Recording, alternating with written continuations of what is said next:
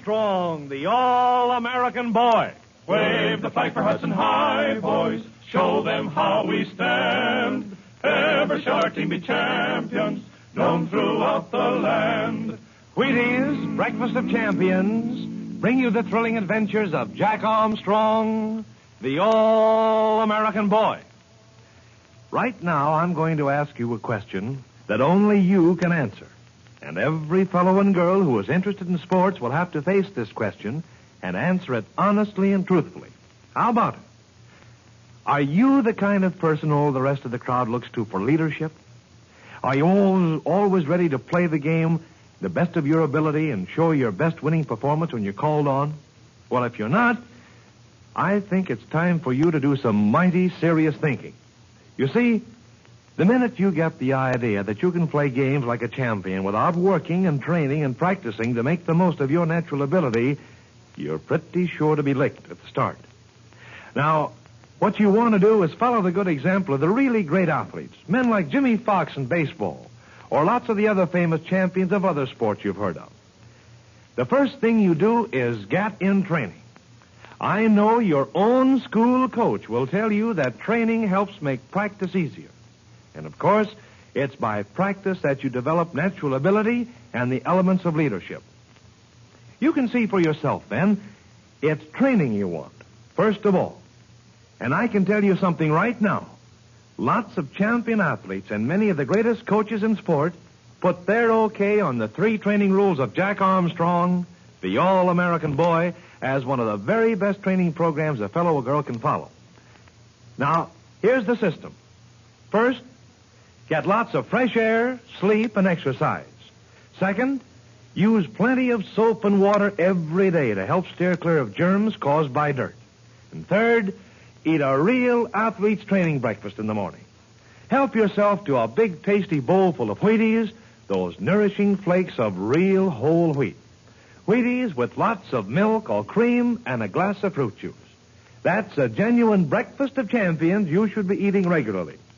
Now, there's a breakfast especially designed to give you a big supply of nourishment that belongs in a good training diet.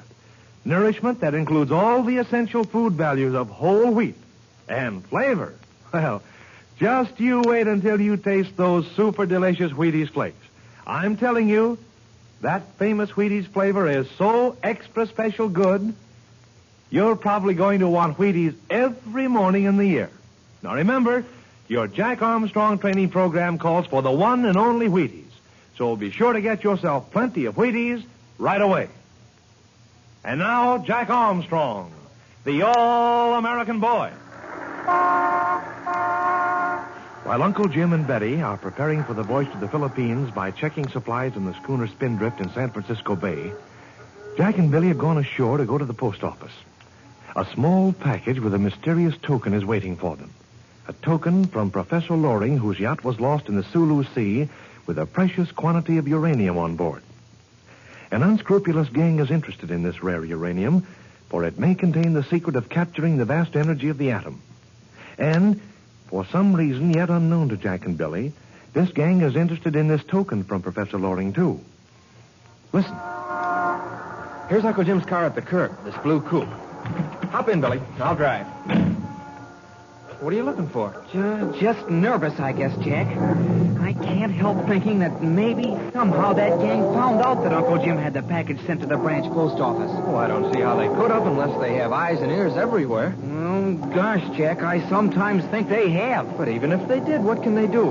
They can't stop us from getting the package. And right here in the city, they'd have a fine chance of pulling any rough stuff.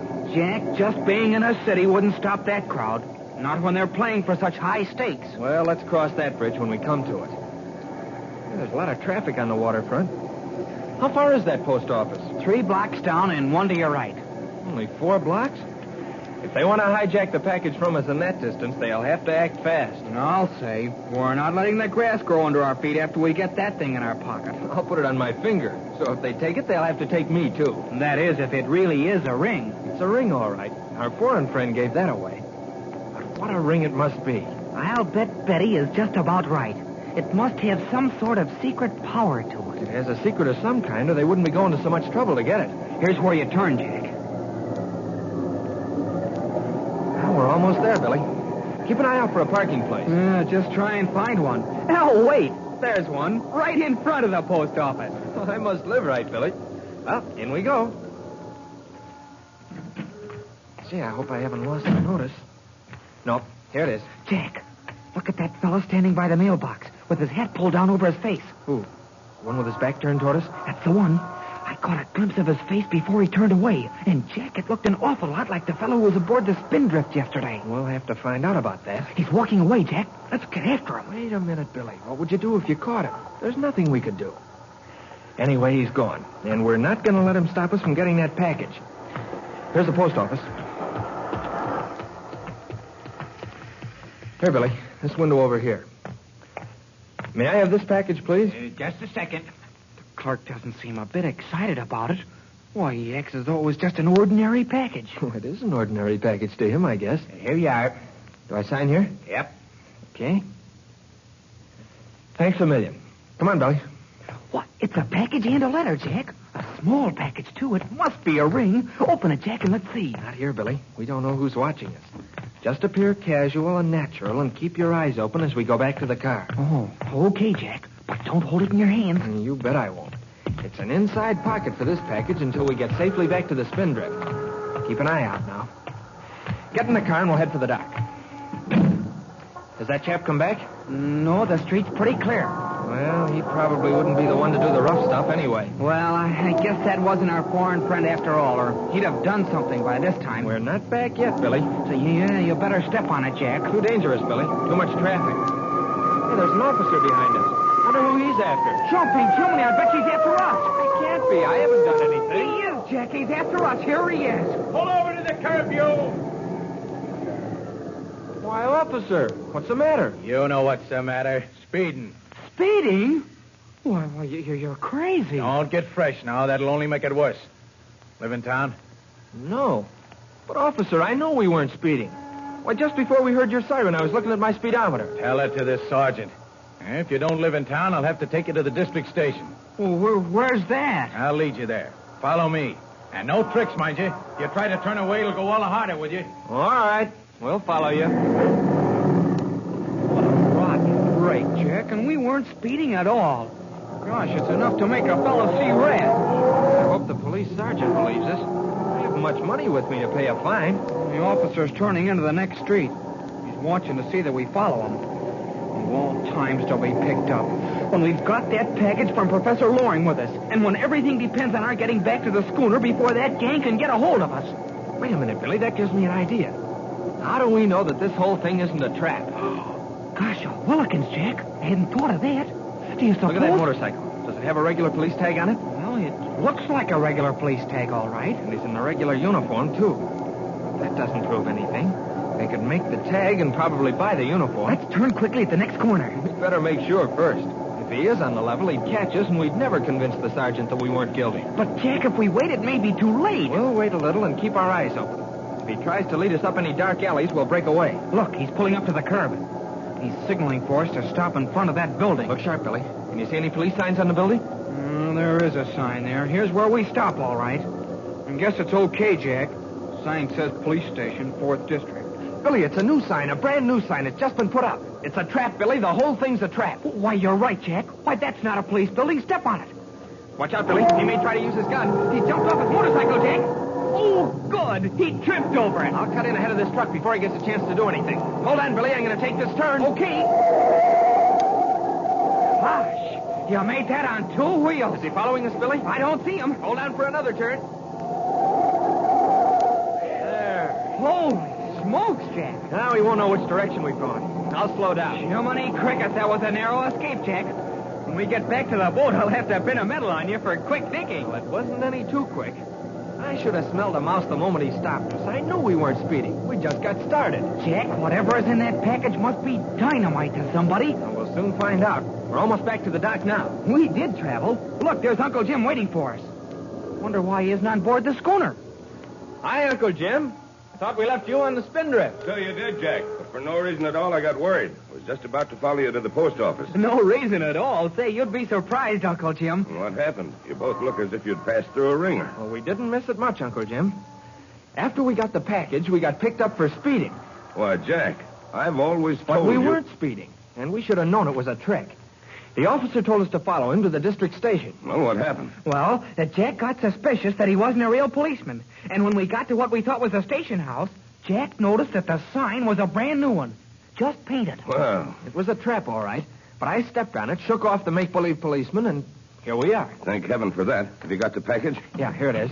We haven't opened it yet. Move over. I'll get in the car with you. Now we'll see what all the excitement's about. What is it, Uncle Jim? What is it? It's all wrapped up. Here it is. A ring. It is a ring, Uncle Jim. Boy, oh boy, what a ring. It looks as though it's made of ivory. Let's see it. No, Billy, not ivory, I'm sure. And look at the jewel in it. Looks like an emerald.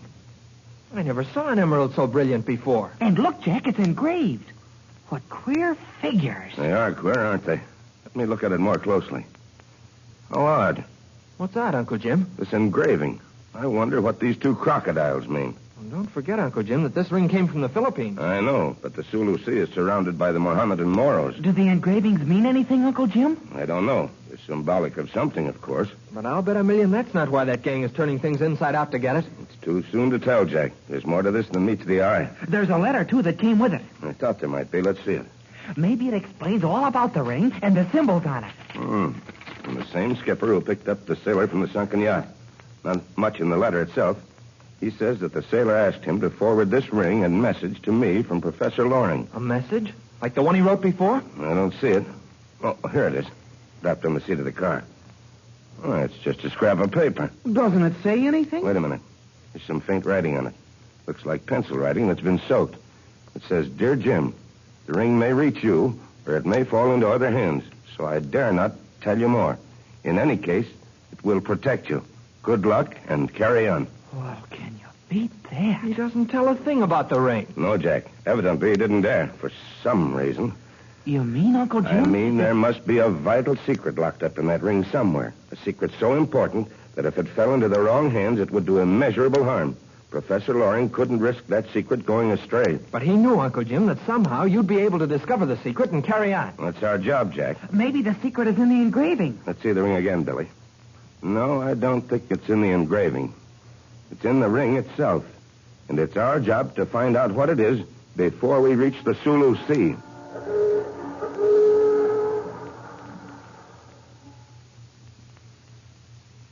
Say, what is the secret of that mysterious ring? It must be pretty important to somebody, at least.